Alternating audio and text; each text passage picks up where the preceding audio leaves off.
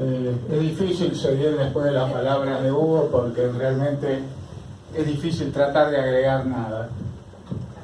¿Cómo se motoriza la cadena de ciencia y tecnología que habíamos visto antes? En general en nuestro país se trató de motorizarla por el lado de lo que se llama el push, es decir, empujarla desde el lado de la ciencia, y eso normalmente no llega a convertirse en tecnología. En el gobierno de Néstor y Cristina, con los desarrollos que después vamos a comentar, se trató de traccionar desde el lado de la tecnología, y eso camina, es decir, la forma es lo que se llama, internacionalmente hablan del push y el pull, empujar y tirar, y este es el camino que realmente logra que en base a las necesidades que se plantean en el sector tecnológico, la cadena de requerimientos llegue hasta la ciencia. Y este es el triángulo de Sábato, que él lo formuló y que hemos tenido tantas y enormes dificultades en el país para implementarlo, y es la acción. En un vértice está el gobierno, en otro el sector productivo y en otro la ciencia, las universidades, los institutos de investigación, etc. Y el desarrollo del país debiera basarse en la interacción que se da entre los tres vértices del triángulo de Sábato. Después vamos a volver. Innovación tecnológica. La definición de innovación tecnológica es la siguiente. En ciencia la innovación, lo nuevo, es hacer lo que nadie hizo antes. Es decir, si ustedes escriben un paper científico, lo mandan a un journal y eso ya fue hecho, le van a decir, no, esto no es innovación. Nosotros publicamos lo que nunca se hizo antes. Hay industrias que son las industrias de punta, las TICs, tecnología, información y comunicación, la biotecnología, que tienen el mismo criterio de innovación que las ciencias, hacer lo que nunca se hizo antes. Las computadoras, los teléfonos celulares. En la época de la carrera a la Luna entre los Estados Unidos y la Unión Soviética, ese era lo que se llamaba innovación. Sin embargo, hay otras industrias que no son industrias no tan nerviosas, de evolución más pausada, y se define como innovación es el proceso que lleva a la creación, introducción en el mercado de un producto nuevo o de un servicio nuevo para la empresa. Es decir, cuando en la Argentina, y discúlpenme que mis ejemplos son demasiado centrados en la siderurgia, pero bueno, tuve muchos años dando vuelta por ahí, cuando en la Argentina no se producían tubos resistentes a la corrosión sulfídrica, y se producen, eso es una innovación, a pesar de que los japoneses lo estaban produciendo hace 10 años. Pero la Argentina no lo producía, y eso entonces es una innovación local. Es el tipo de innovación que no disputa la novedad absoluta, sino una novedad para un mercado. Quisiera empezar el recorrido por los pueblos originarios y la sociedad colonial. Había en los pueblos originarios, y esto me voy a basar mucho en el libro de la historia argentina de Galasso, había una diversidad de modelos productivos. Él afirma que los pueblos del noroeste, bajo la influencia de los incas, los huarpes en Cuyo y los araucanos, eran sedentarios y habían desarrollado la agricultura y sus herramientas.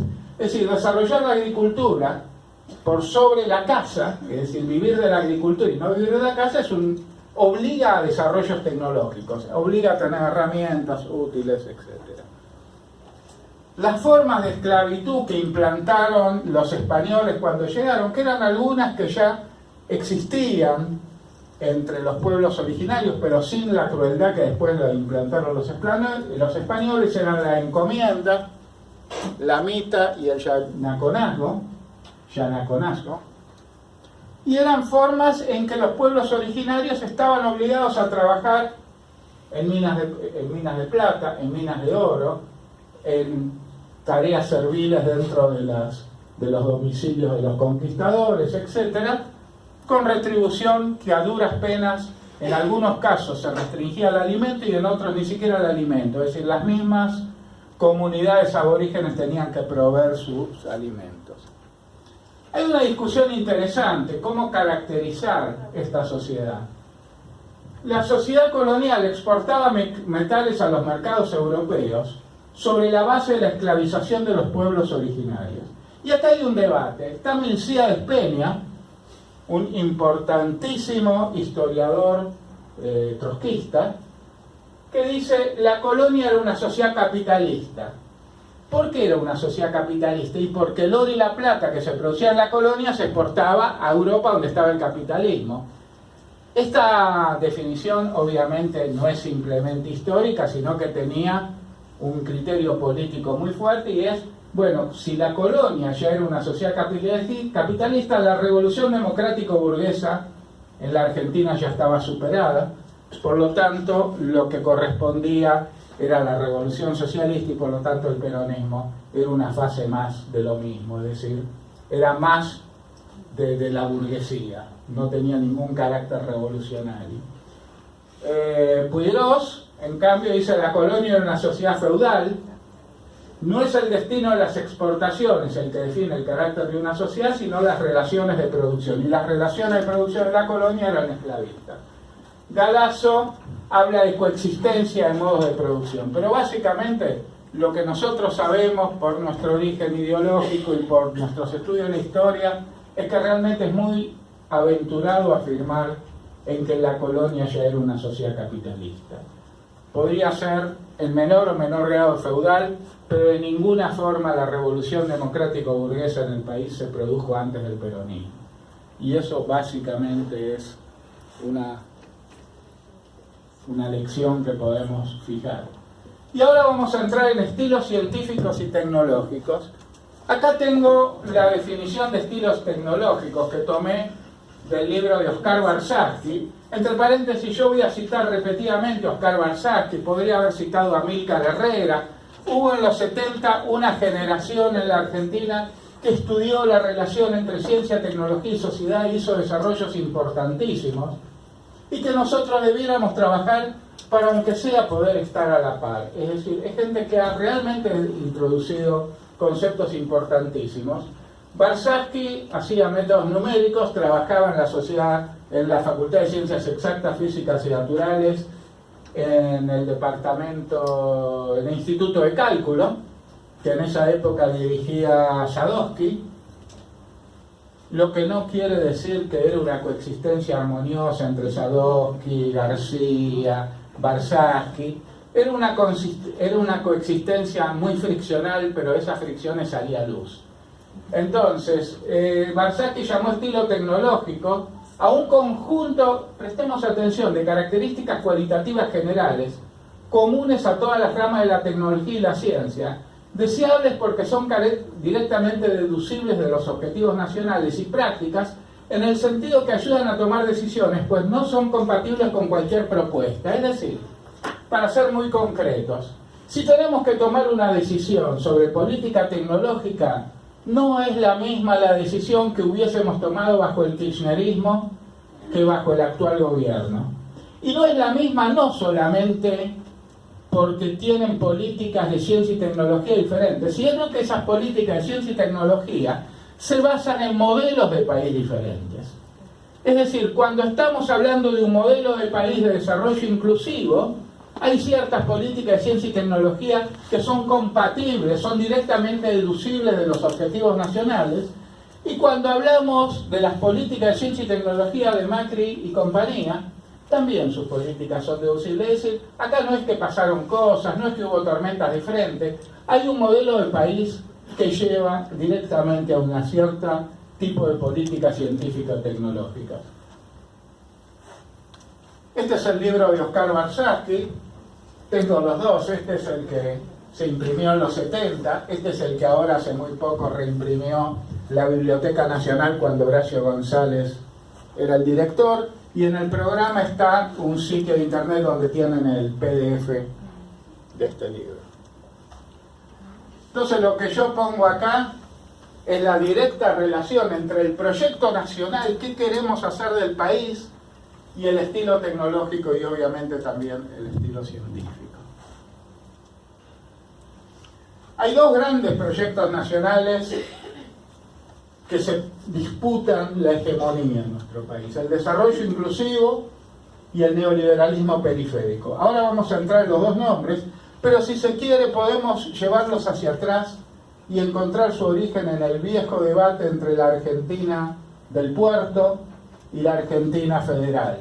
Es decir, esto es como lo llamamos hoy, desarrollo inclusive neoliberalismo periférico, pero el enfrentamiento entre el puerto y los caudillos federales es parte de esto también. Es el eterno enfrentamiento que tuvimos en la Argentina. Hay una necesidad obvia, que es complejizar la matriz productiva argentina. Lo acaba de decir Hugo Yasky, es decir, nosotros necesitamos exportar no solamente soja o metales sin procesar, sino que necesitamos exportar productos que tienen mayor cantidad de tecnología, de pensamiento, de trabajo adentro. Y hay 3 estilos tecnológicos para hacer esto. El primer estilo es decir, bueno, que vengan las multinacionales, que venga la Ford, que venga la Chevrolet, que venga la qué sé yo cuánto, la Canadian Mining, y produzcan. Esto produce la fuga de divisas. Uno puede tomar periodos históricos y la cantidad de dólares, para hablar de divisas concretas, que salen del país con este tipo de operaciones, es mucho mayor que la que entra. Y no solamente la que sale por pago de royalties o la que sale por pago de envío de ganancias o dividendos. Hay un tema importantísimo sobre el que yo algo trabajé y que escribió muchísimo una chica que se llama Verónica Grondona, que trabajaba en el Cefidar, una economista, y es el comercio interempresa. Si yo me pongo una empresa en la Argentina que fabrica micrófonos, entonces le pido a ella que establezca la misma empresa, pero vamos a ver, en algún país que no sea tan pesado con la Argentina que el impuesto a las ganancias, establecete en Ámsterdam, te va a gustar y aparte podés ayudar a la empresa. Entonces, ¿qué pasa?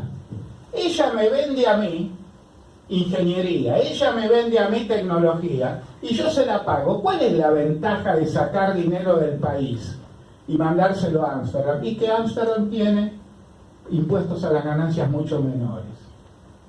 Entonces yo desarrollo este micrófono y lo patento, pero la patente la registro en Ámsterdam. Entonces por cada micrófono que yo vendo, le pago un royalty a mi filial en Ámsterdam, que soy yo mismo. Hay países que eso no lo permiten. Nuestro país en su ley esto lo permite.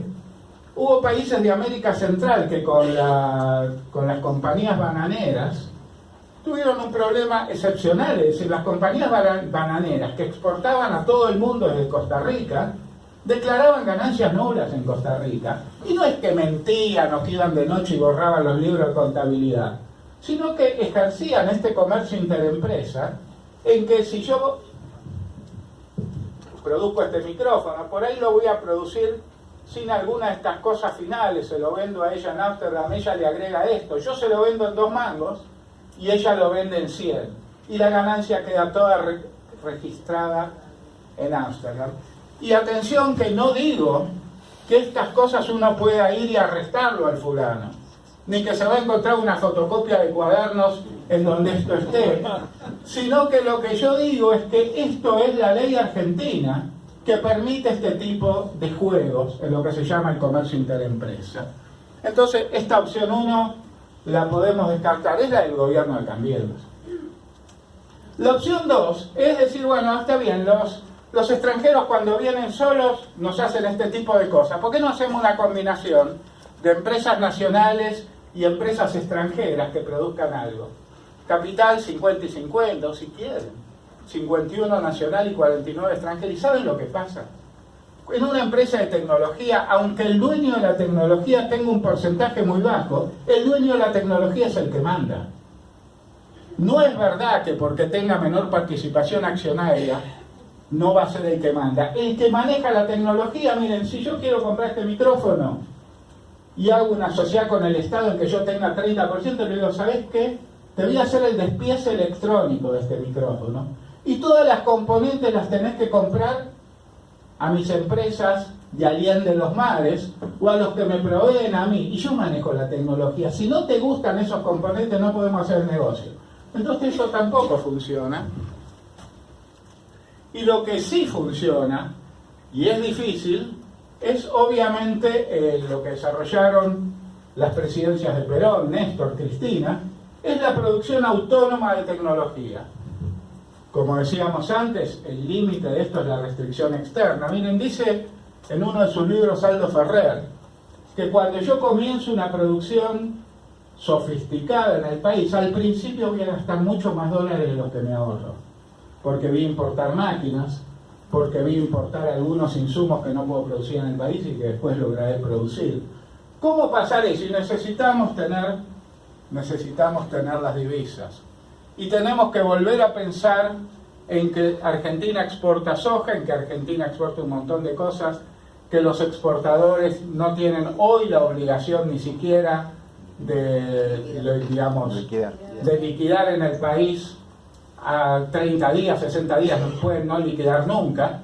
También sabemos que pueden triangular una serie de cosas. Es decir, hubo un antecedente en el primer y segundo gobierno del general Perón, que fue el Instituto Argentino de Promoción del Intercambio, en donde el Estado Nacional se hacía cargo de las importaciones y exportaciones. Yo no sé si se puede reproducir esto hoy, después fue la Junta Nacional de Granos, pero concretamente, si no somos dueños de nuestras divisas, nada es posible. Proyecto Nacional de Desarrollo Inclusivo. ¿Qué es el desarrollo inclusivo? Mira, hay un físico que se llama Fernando Puchetti, ustedes lo pueden googlear. El tipo no vive en el país, pero publica en internet para diferentes países, entre ellos Argentina, este tipo de gráficos. Acá lleva el PBI per cápita. Es decir, cuando yo me muevo de izquierda a derecha, el país crece, produce más. Y acá, en la escala vertical, lleva el Gini. Cuando yo me muevo de arriba hacia abajo, el Gini decrece, es decir, hay más igualdad. Desarrollo inclusivo es movernos hacia la derecha y hacia abajo. Y acá pone los puntos para diferentes años. Por ejemplo, esto para la Argentina, el 1998, el 2000, el 2001. Fíjense, es decir, va poniendo puntos para los distintos años y los sitúa con su PBI per cápita y su Gini. Fíjense, acá está el gobierno de la Rúa, notable. Fuimos para arriba y para la izquierda. Y acá, en el 2003, comienza el gobierno de Néstor Kirchner. Venimos bajando y yendo para la derecha como corresponde. Fíjense acá. Acá, 2008-2009, fue la gran crisis internacional del comercio internacional. Y fíjense que nos movimos hacia la izquierda, es decir, el país decreció en ese periodo, pero seguimos bajando. Es decir, seguimos aumentando la inclusión. Y acá está desde el 2009 hasta el 2015 el gobierno de Cristina Fernández, en que fuimos hacia la derecha y bajamos. Estos gráficos acá, hace un gráfico tomando otra fuente. Ustedes saben que el tema del crecimiento, no crecimiento, el INDEC y no INDEC, hay un montón de... Él usa estos valores y usa otros extremos hacia el otro lado, pero siempre, como él mismo comenta, vamos hacia la derecha y hacia abajo. Esto está hecho para muchos países. Este físico ha hecho realmente... Él trabaja en cómo representar gráficos para ser entendidos y esto realmente es muy entendible. Y esto es el desarrollo inclusivo. No vale la pena abundar en definiciones. El desarrollo inclusivo tuvo su estilo tecnológico para hacer un montón de cosas que se hicieron, como los radares, como los satélites, no vamos a nombrarlo todo ahí. Tuvo el triángulo de Sábato, pero con un punto en el medio, que era el Poder Ejecutivo Nacional, que ordenaba los diferentes desarrollos, las empresas estatales, el Sistema Nacional de Ciencia y Tecnología y las pymes. Todos los desarrollos que vamos a ver se desarrollaron así, con las empresas del Estado, el Sistema Nacional de Ciencia y Tecnología y las pymes. Yo no sé si ustedes fueron en los últimos días del 2015 a la exposición que Rossi hizo en Punta Salguero, que se llamaba Defensa de la Industria, en donde estaban todas las pymes y los desarrollos de la industria argentina y de las pymes que trabajaban para la industria argentina. Es decir, las pymes argentinas, ¿no? Era espectacular el ver las cosas que se estaban produciendo en el país, desde los vagones Tolva, que se hacían en fabricaciones militares, hasta un tipo con una pyme que fabricaba los botines industriales, los chalecos de Kevlar, etcétera, etcétera, etcétera. Bueno, eso funcionó así.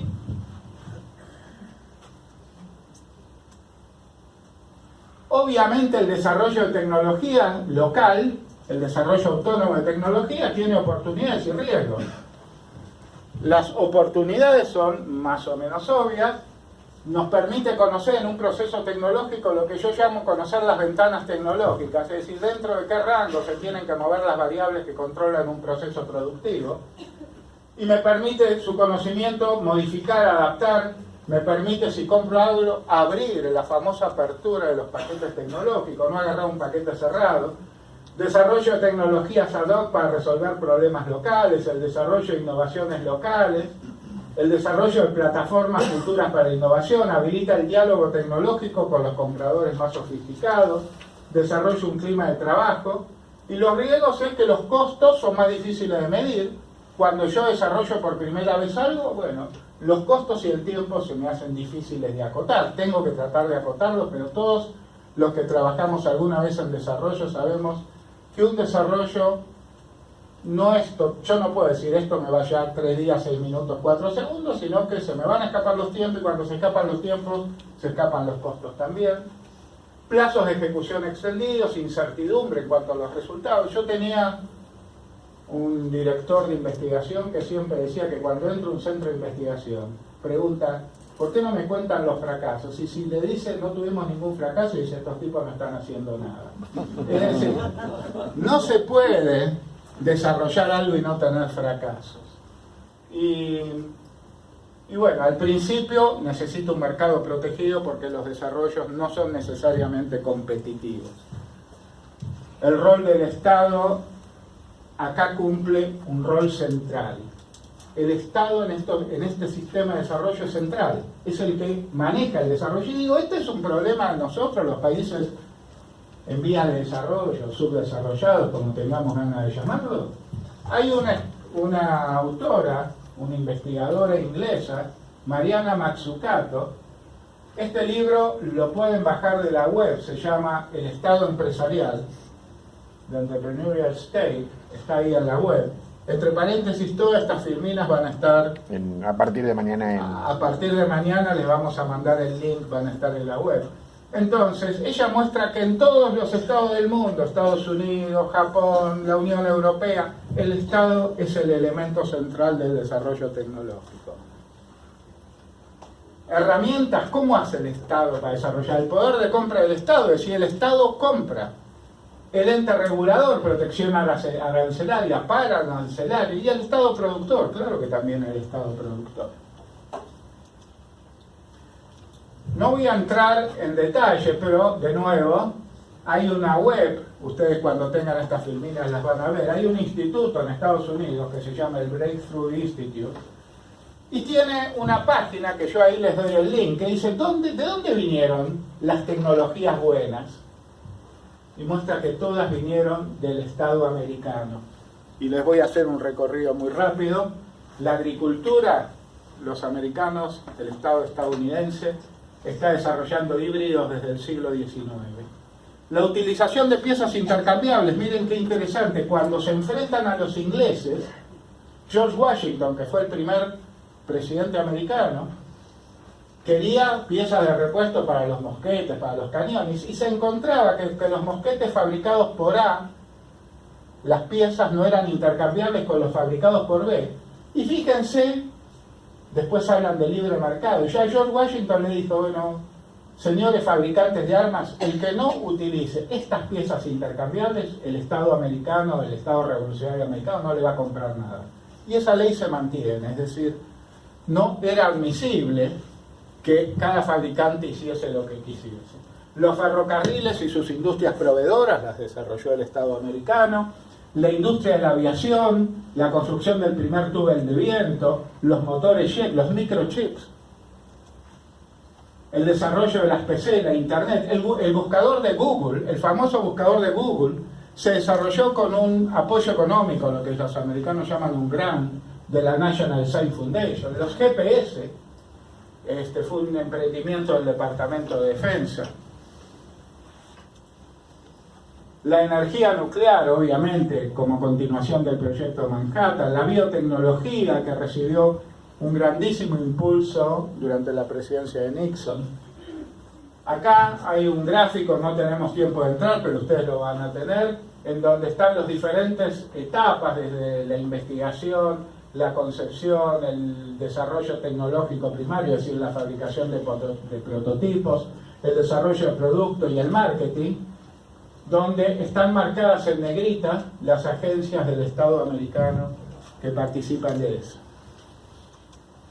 Mariana Mazzucato, con un señor que se llama Semienyuk, publicó en un paper este gráfico. Este es el iPhone. ¿Vieron el emblemático iPhone? Acá están todas las tecnologías que componen el iPhone y todas ellas, sin excepción, fueron desarrolladas bajo la compra del Estado americano, por impulso del Estado americano o en los mismos laboratorios del Estado americano. Es decir, el famoso iPhone lo desarrolló el gobierno de los Estados Unidos, y cuando le preguntaron a Steve Jobs, le dijeron, ¿pero es verdad que lo desarrolló todo? Él dijo, no, todo no, yo hice el marketing y yo hice la estética.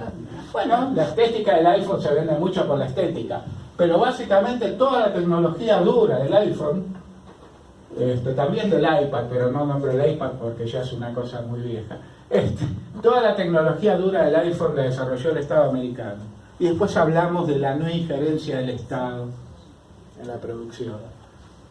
Yo digo, las poderosas empresas innovadoras de Silicon Valley o los edificios gigantes de las empresas de biotecnología que están en Cambridge, Massachusetts, más que un monumento, como algunos dicen, al emprendedorismo de los actores privados estadounidenses, es un monumento al Estado americano. Son ellos, es el Estado americano el que ha estado en todos estos desarrollos. En Brasil tenemos lo mismo, tenemos Embraer, tenemos Petrobras, tenemos sus centros de investigación. El de Petrobras es el CEMPES, que es algo impresionante, el centro de investigación de Petrobras. El ITA-INPE, acá en el INPE, nosotros, Argentina, iba a probar los satélites, está en San José dos Campos. San José dos Campos en Brasil, íbamos a probar los satélites, no teníamos instalaciones acá. Ahora, en el segunda presidencia de Cristina, se hizo una instalación de prueba en INVAP, que la compartieron el costo ARSAT e INVAP, y que realmente es una estación de prueba de satélites impresionante, menos costosa que la brasileña, pero como pasaron muchos años, más poderosa que la brasileña, pero claro, ya no producimos satélites. Embrapa, el I+D tuvo un rol fundamental en estas empresas brasileñas. La articulación con la academia, un ejemplo claro es la COPE, Centro de Pesquisas de la Universidad Federal de Río de Janeiro, y Petrobras. La tecnología offshore, cuando uno va por el mundo y dice tecnología para producción de petróleo offshore, el líder mundial es Brasil. El líder mundial es Brasil en tecnología offshore, y todo esto se hizo con impulso del gobierno brasileño. Acá tengo una descripción de la COPE que la van a poder ver de nuestras filminas, y tengo lo mismo para países como Francia, Alemania, Japón, Corea, Brasil nuevamente, etc. No tenemos mucho tiempo, así que esto lo voy a saltear. Fondos para ciencia y tecnología. Acá llevo el PBI per cápita, es decir, cuánto de grande es la economía de un país, y acá llevo el porcentaje de I+D en el PBI. Fíjense, los tres países como China, Corea e Israel, la cantidad de PBI que están invirtiendo en ciencia y tecnología. Acá están los Estados Unidos, acá estamos nosotros. Brasil, muy arriba nuestro. Menor PBI per cápita, obviamente porque la población de Brasil es gigante. Acá está, de nuevo, el PBI per cápita, pero la cantidad del dinero de I+D que se usa en desarrollos productivos, es decir, no en ciencia aplicada, sino en desarrollos productivos. Y fíjense que, de nuevo, China, Corea e Israel un poco por debajo Estados Unidos, Australia, nosotros muy por debajo. Y la pregunta que surge es si se usa el dinero de I+D en desarrollos productivos, entonces no se usa para hacer ciencia pura. El próximo gráfico desmiente esto, porque una medida de la ciencia no aplicada, o sí aplicada, pero la ciencia por el desarrollo de la ciencia, es la cantidad de tesis doctorales. Las tesis doctorales trabajan en ciencia no necesariamente aplicada para una tecnología, y acá tenemos la cantidad de dinero que se gasta en I+D, y acá los doctorandos por cada millón de la población económicamente activa. Acá hay una trampita, fíjense lo bajo que está China. Tiene muchísimos doctorandos, pero la población económicamente activa de China es gigante, entonces el número cae, pero fíjense en Nueva Corea, Israel, Estados Unidos, Australia, nosotros estamos por acá. Chile y México están más bajos. Es decir, que el poder invertir en desarrollos científicos aplicados no significa que la ciencia pura, por llamarlo de alguna forma, carezca de fondos. Argentina, el rol del Estado, los gobiernos nacionales y populares. 1922 el gobierno de Hipólito Yrigoyen funda YPF. Durante el gobierno de Juan Domingo Perón se fabricó el Pulqui 46-47. Fue un avión a reacción diseñado y construido en Argentina. Fue el primer avión de este tipo de fabricarse en Latinoamérica. Se desarrolló y fabricó el rastrojero, el famoso rastrojero. Hay un número de la revista Realidad Económica que trae toda la historia del rastrojero. La moto Puma. En 1947 se fundó la Sociedad Mixta Siderúrgica Argentina en San Nicolás, que después el gobierno de Menem privatizó a precio vil. En 1950 se fundó la Comisión Nacional de Energía Atómica. Mi preferido, porque me gustan los coches, es el auto justicialista Sport, pero no tenemos momento y se parece mucho, pero fue anterior al famoso Chevette de Ruta 66. Los que tienen muchos menos años que yo no saben a qué me refiero, así que sigo adelante. Argentina, el rol del Estado en el periodo 2003-2015. El INVAP, construcción de radares. Filmus siempre cuenta la reunión que tuvo encargado por Néstor Kirchner con la aeronáutica, en donde había que renovar los radares. Entonces, bueno, se los compramos, lo que se discutía es a quién se los compramos. Y lo que planteaba el gobierno de Néstor a través de Daniel es que, no, pero como si se los compramos, los franceses hacían un precio excepcional aparentemente.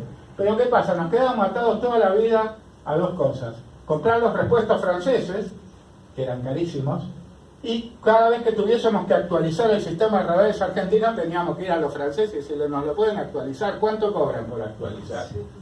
Entonces, los radares diseñados por INVAP, el proyecto y construcción de satélites, en particular el ARSAT-1 y ARSAT-2, los famosos satélites de telecomunicaciones, la finalización de Atucha 2.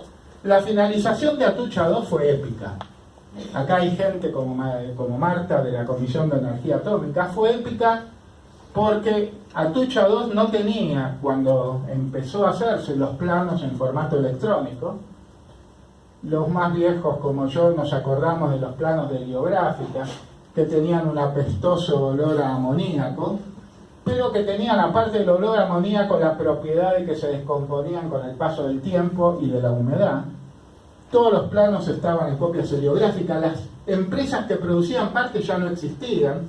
El ingeniero principal, que era KWU, que era una subsidiaria de Siemens, ya no existía. Nadie quería hacerse cargo del fardo y lo tomó la Comisión Nacional de Energía Atómica con sus técnicos, sus ingenieros, sus científicos, las pymes argentinas. La finalización de Atucha 2. El proyecto de desarrollo nacional de aviones y la construcción de partes con material de alta tecnología para Embraer. Esto es Córdoba. Esta es la fábrica argentina de aviones. Se desarrollaban aviones que hoy, haciendo una interpretación al revés de la sustitución de importaciones, se están reemplazando por los Texans que estamos importando a Estados Unidos. Es decir, lo entendieron medio al revés, lo de la sustitución de importaciones. Y por otro lado, Argentina había calificado para producir piezas de material compuesto para Embraer. Lo que no es chiste, se estaban produciendo para un avión parecido al Hércules, un gran avión de transporte que estaba produciendo Embraer, nosotros estábamos haciendo piezas para lo que había habido una importante inversión. Bueno, todo eso dejó de estar y ahora se hacen reparaciones y se hace en Fadea. Desarrollo y ejecución de lanzadores y satelitales en la empresa BENC, sociedad anónima que es propiedad de la Comisión Nacional de Actividades Espaciales. El desarrollo de tecnología de fractura hidráulica en ITEC. Este es un hito histórico que hubo. YPF, una empresa productiva, y el CONICET se fusionaron para producir ITEC, que es una empresa de tecnología. Las empresas de tecnología de las que hablabas sábado, acá está la empresa de tecnología ITEC. Desarrollo de campos de la biotecnología, desarrollo de vacunas, etc. Todo esto en el periodo 2003-2015. Lo que acá están resumidos algunas, todo bajo este estilo tecnológico. Empresas estatales, Sistema Nacional de Ciencia y Tecnología y PYME. Nos faltó, porque no es fácil, meternos con la industria automotriz, que como decía Jackie antes, la gran producción de la industria automotriz, las pymes argentinas entran en las piezas de lo que se llama el tercer anillo, es decir, primer anillo son los que están más cerca de las terminales, segundo, tercero, cuarto. La industria electrónica de consumo, los celulares, los televisores, etc. Extender verticalmente la minería. Nosotros no podemos hacer una minería en que nuestra función ahí sea quedarnos con el daño ambiental y sacar los minerales. Si vamos a hacer minería, tenemos que hacer las máquinas para la minería y tenemos que procesar los metales en el país. Es decir, si ponemos como ejemplo Australia, si vamos a Australia, hagamos toda la cadena vertical de la minería o no hagamos nada, porque para quedarnos solo con el daño ambiental no vale mucho la pena. Fabricación de equipamiento de producción de energías renovables, lo mismo, los molinos o los generadores eólicos que se están instalando en el sur. Lo que nosotros ponemos son dos cosas: las bases de hormigón, probablemente la parte menos sofisticada del tema, y el viento. Pero toda la tecnología está siendo importada, vienen los generadores. A pesar de que el gobierno de Cristina había dedicado ingentes fondos para desarrollo de fabricantes locales de aerogeneradores, en la misma Pescarmona y INVAP y otros más pequeños. No, todo eso se ignoró y todos los aerogeneradores hoy cambiamos los impuestos. El proyecto neoliberal periférico, todos lo conocemos como neoliberal. A mí me gusta agregarle la palabra periférico porque fíjense, gobiernos neoliberales es el de Alemania, gobiernos neoliberales es el de Japón, gobiernos neoliberales fue el de Barack Obama en Estados Unidos. Sobre Trump no me meto porque la caracterización es un poco más difícil. Todos esos gobiernos neoliberales puros no destruyeron su sistema científico y tecnológico, no destruyeron la generación de conocimientos. Los nuestros no solamente son neoliberales, sino que destruyen la generación de conocimiento en el país. Es decir, es una versión periférica del neoliberalismo. Después vamos a ver una foto de un neoliberalismo clásico, no periférico. Los ganadores, los grandes exportadores de cereales y semillas, Monsanto, por ejemplo. Las mineras que acá vienen simplemente a bajar una montaña de a poco, llevarse las cosas, dejar la contaminación y no dejan actividad industrial, ni aguas arriba ni aguas abajo. Aguas arriba digo las máquinas para la minería, que son importantísimas, y aguas abajo es el procesamiento de los metales. El sector financiero, la bicicleta financiera, el nombre más exacto es el carry trade, pero bueno, todo eso es lo que hoy está gobernando. Fíjense el ejemplo de los satélites. Cuando quisieron negar que se acababa la industria satelital, dice, vamos a asociarnos con Hughes para formar Newcam. Newcam iba a importar tecnología. ¿Por qué? Porque nos íbamos a asociar 51% Hughes, 49% ARSAT. Es decir, los tipos iban a ser los que estableciesen, eran los dueños de la tecnología. Y si yo me asocio, eso ya lo vimos en otra transparencia anterior, si yo me asocio con el dueño de la tecnología, no tengo la menor posibilidad de ningún grado de autonomía en el desarrollo de tecnología, ni ningún grado de autonomía en la elección de mis proveedores, ni ningún grado de autonomía en si entran más dólares que los que salen. Entonces, del desarrollo incubado de la industria satelital argentina durante el gobierno de Cristina, pasábamos a la lógica comercial. Precios más minimización de riesgos empresarios. Realmente, si yo soy una empresa privada y tengo que desarrollar un satélite, y con eso decidir si voy a tener una vida fastuosa o no, y yo compro la tecnología afuera. Hay una curva, lo que se llama una curva de aprendizaje, que si yo compro la tecnología afuera, ya la recorrió otro, yo compro tecnología que ya está probado. Lo mismo con los Texan y los aviones de Fadea. Los militares de aeronáutica, y no les gusta mucho que se fabrique acá en el país. Y cuando yo trabajaba en la siderurgia, a los gerentes de planta, etcétera, no les gustaba desarrollar cosas acá. ¿Por qué? Porque se tenían que tragar la curva de aprendizaje. La curva de aprendizaje es poner en marcha una máquina y que durante un tiempo tenga problemas, no ande, lo llamen al tipo a la noche, la máquina se paró, el tipo se toma el coche o el remis, se va a la planta. En cambio, si compra afuera, se toma un avión en clase business, se va a un hotel 5 estrellas y es un cliente y no un desarrollador sufriente.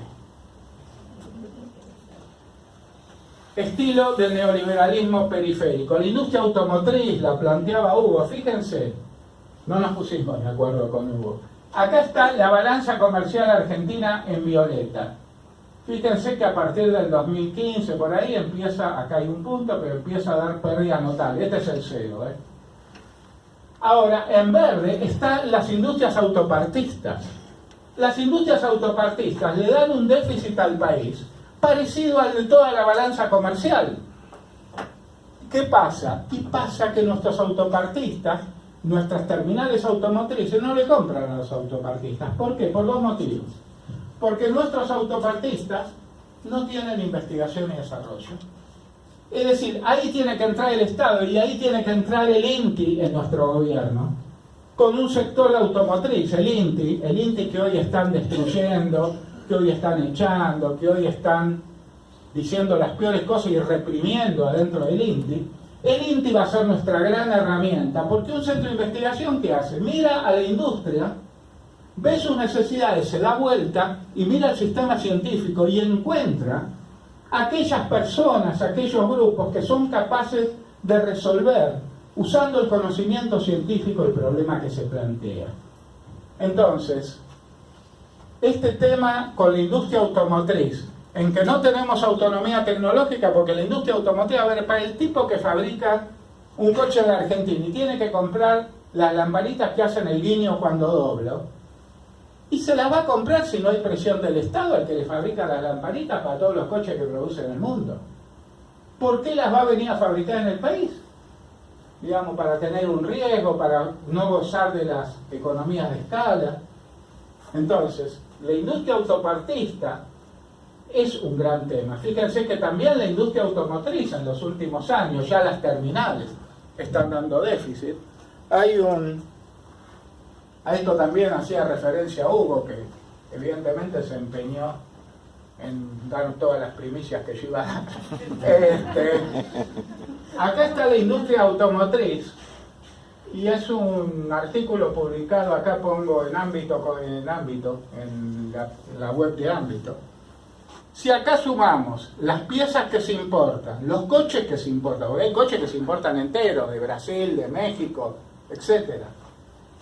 Las partes que se hacen en el país, no es que las hacemos con el 100% de las partecitas que entran dentro de cada parte en el país, sino que importamos parte para eso. Haciendo toda esa cuenta, este señor llegaba a que un 3% de los coches que andan circulando por la calle se manufacturan en el país, el 97% se importa, haciendo la cuenta completa.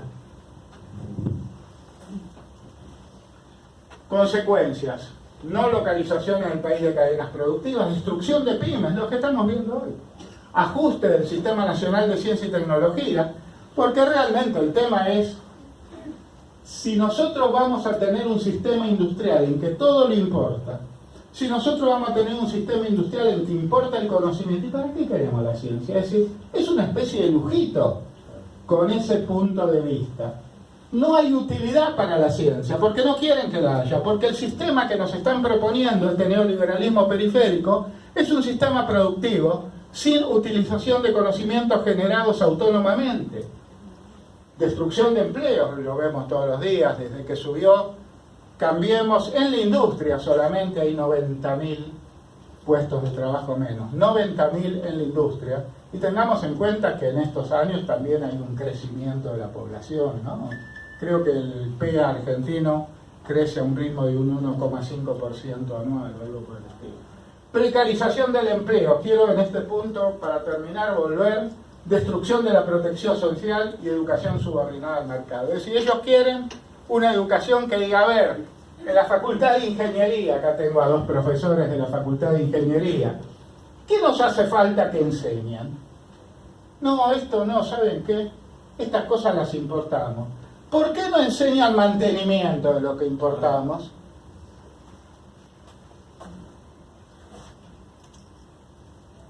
Y acá, y con esto estoy llegando al final, la precarización del empleo. Hay un libro de un señor que se llama Klaus Schwab, que se llama La Cuarta Revolución Industrial, que es básicamente la primera revolución industrial desde la máquina a vapor, la segunda revolución industrial es de la automación, la tercera es la digitalización, la cuarta sería la revolución industrial de la robótica, la manufactura aditiva. ¿Vieron eso de que en lugar de manufacturar arrancando material como se hace en un torno, depositan material y lo que se llama la producción usando las impresoras 3D? Sí. El Big Data, la inteligencia artificial. Este señor Klaus Schwab no es un fulano cualquiera, es el fundador y CEO del Foro Económico de Davos, es decir, no es un tipo que andaba por ahí y se le dio por escribir un libro. Y lo que él dice presenta como un hecho indiscutible que va a existir 2 mundos, 2 velocidades. Los emprendedores que desarrollan empresas emprendedoras y los tipos que están en lo que él llama, ¿vieron la nube donde están en internet las cosas? La nube de los, ¿cómo lo llamó? La nube humana. La nube humana es la siguiente. Yo necesito un tipo que por 2 meses, una tipa, para ser inclusivo, que por 2 meses haga algo, lo bajo de la nube humana, hace lo que tiene que hacer, y después lo vuelvo a la nube, la vuelvo a la nube humana. Quiero decir con esto que el Estado va a tener simplemente la necesidad de asegurar que la persona esa no se muera de hambre. Que lo están haciendo ahora, ¿no? Es lo que están haciendo.